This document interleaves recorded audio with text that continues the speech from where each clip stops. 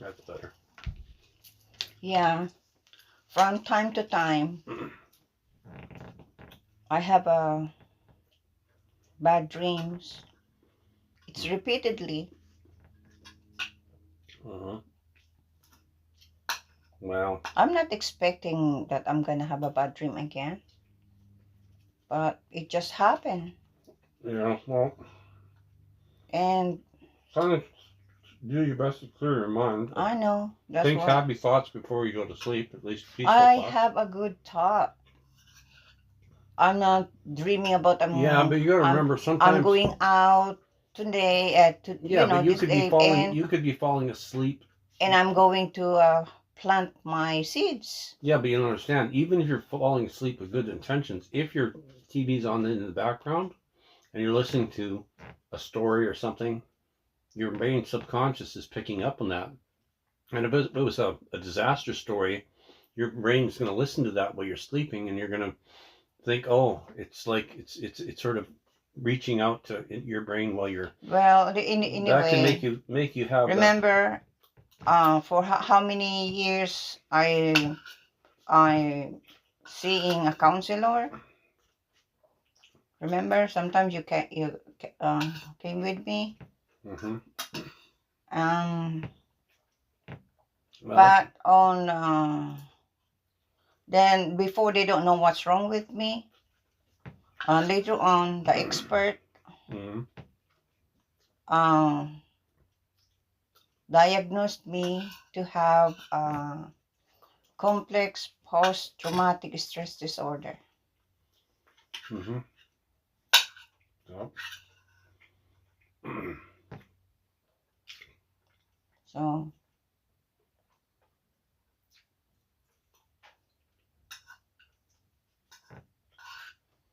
sometimes when I'm seeing a face of a person, Can it trigger something? it trigger me. It trigger my. Stress, anger. It trigger me when I see the face because I remember. Are you talking about even if you see their face in your dream? No, a face of a person. You mean face to face? Like that, I see you like that, Yeah. and then suddenly, if you did bad things to me, suddenly like that, it trigger. I remember. I see. The bad things that you've done to me. I understand. No, Just like that. Now I know what you meant. I get it now. I thought you meant if you saw a person's face in your dream. Even until now, when I'm taking a shower, I need someone there. You mean to talk to, so you're to guide, so you're not feeling like you're alone or something. Yeah, because I'm scared that. Well, only nighttime, but during the day you're okay, right? Sometimes I'm okay. Sometimes, but when I know that someone is not here downstairs, no, I don't want to take a shower by myself. When you're by yourself, even in the Philippines, when I'm taking a shower, you have to have someone close by. Yeah. I asked my sister, Ate Ami, stand there outside the shower, outside the bathroom. In case you. Yeah, and I want my sister to talk to me while I'm taking a shower. Do you know that's really bad? Yeah, I asked myself, Ate Ami, can you? What'd she say about it? Or even when you're there, did you talk to? Same thing. If I wasn't around, did you talk to Sophie or somebody to keep you company? Sometimes. Don't cry. No, don't be. That's normal. No, it's not normal. When I was in the Philippines, I wasn't not like this. Well, were you happier there or not happy? No, when I was young, when I came here, when I was in the Philippines, you were content a bit. I'm independent. I can take a bus by myself, going all over the place by myself. And you had no fear. No fear. And you had believed in yourself, and you had confidence, and maybe you had friends that you could talk to that believed in you too as well. But after that, changed my life.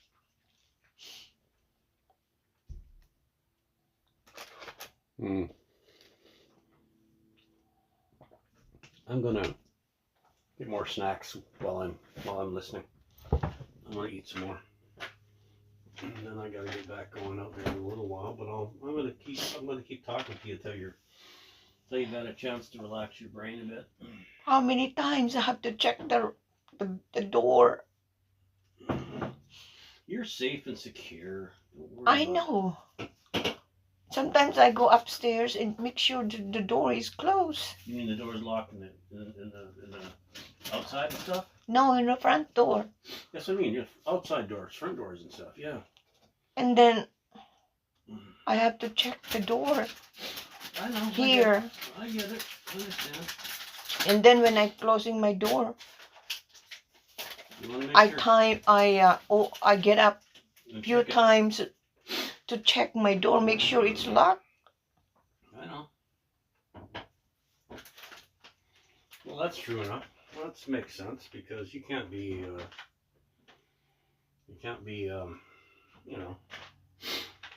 be afraid.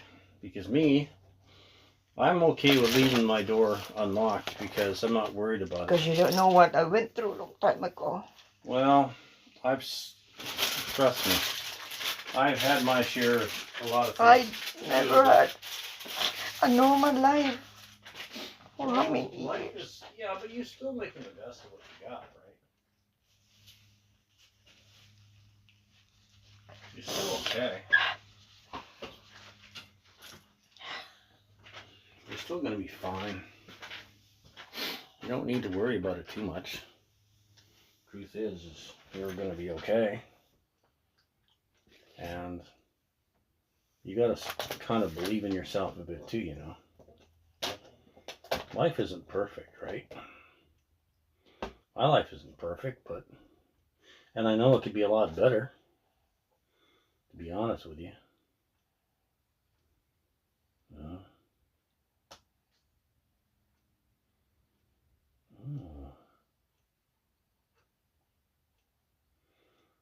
I see what happened. I think I had this container upside down. And that's why the cake, okay, that's what I did wrong.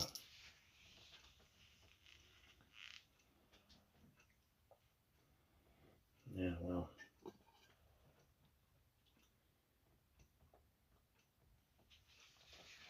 Yeah. Yeah, I had it upside down probably, the container. I wish I had a normal life like before when I was in the Philippines. Yeah, but there are people in this world who've gone through a lot of stuff. And I never expected that. They say whatever doesn't kill you can make you stronger because you can be a strong-willed person. There are a lot of people out there that, in spite of their circumstances and situations, sometimes they're just like, okay, I went through this, and I went through that, but I've survived this, I've survived that, and now I'm going to try and... You know what it feels like when someone told you that, oh, I want to see you suffer?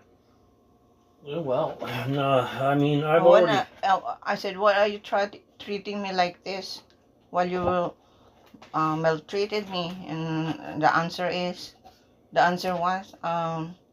well, I want to see you suffer. It's not enough.